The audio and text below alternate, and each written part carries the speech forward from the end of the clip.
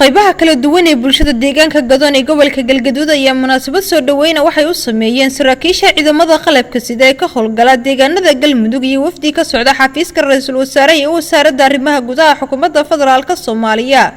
bulshada deegaanka Gadoon ayaa ballan qaaday inay la shaqeynayaan ciidamada qalabka sida qaybahooda kala duwan ee ku sugan deegaanada Galmudug. ugu horeyntii waxaa madasha ka hadlay gudoomiyaha degmada Gadoon Sheekh Cabdikariim Caabi Cali. waxaan leenahay dawladda meesha looga baahan yahay baahida aan u qabnaa way tahay meeshii aan dawlad lahayn oo kala dambeyn lahayn oo amni lahayn laguma taabo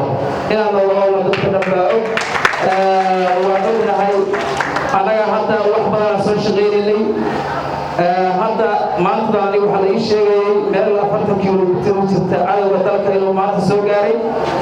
xilliga maanta la ii sheegay waxaan ka kaashanayno amnigeena sugaya ama shacabka badbaadinaya waa madaxda sharafta leh iyo ciidanka qalabka sida iyo dawladda federaalka soo dhawaada waxaan leenahay meesha amnigeeda iyo istiqaamadeeda dawladda laga diidanay laakiinse anagu haddaan qaas iska hadalno dhalinyaradeenu iyo aabaheena dawladdii hore soo gaarin. Nabadoon Cali Salaad ayaa sheegay inay soo dhaweynayaan saraakiisha iyo ciidamada qalabka sida maxaa dhacay in badan ay meeshaan sugaysay dawladda in badan ay dhowraysay maamul gobolka Galmudug hadda ka hor ma aysan dhicin wax ilaa inaysan jirin waa nala aragtinan u maleynaya iyo shaqaaqa midna aysan ka jirin. waxaan leenahay soo dhawaada waxa jira bahal leeyahay cid guura raaca ilmaha waxa leeyahay ka soo carara cid guura raaca marka waxa leeyahay cid guura raaca iyo ilmuhu isma arkaan aabay hooyo iska sheekayaan Gadoon iyo dawladdu isma arkin waa la iska sheekay jiray maanta wada joogtiin wixii maanta kadib dhaliil Gadoon ka imaata shacabkuna waa qaadanaya gudoomiyahooda u horeeyo Gadoon dawladduna waa qaadan doontaan isla yahay xilligan laga bilaabo waxa la rabaa saad u imaatay inaan ugu noqon ee aad taris dhigtiin koow intaasaan rabaa inaan hadda miidiyaha aan ka sheego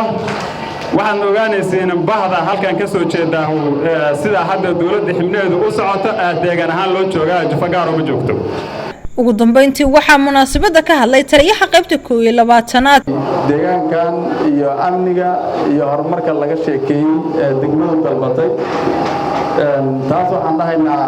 mas'uuliyadda saaran way dadka shacabka amnigooda maantay halkan jooga iyo mid maqanba inaan mas'uuliyadda qaadno hadii lahayd farsamada lagu amniga lagu sugayo haday tahay hay'adaha kala duwan ee qaranka Soomaaliya ciidamada qalabka sida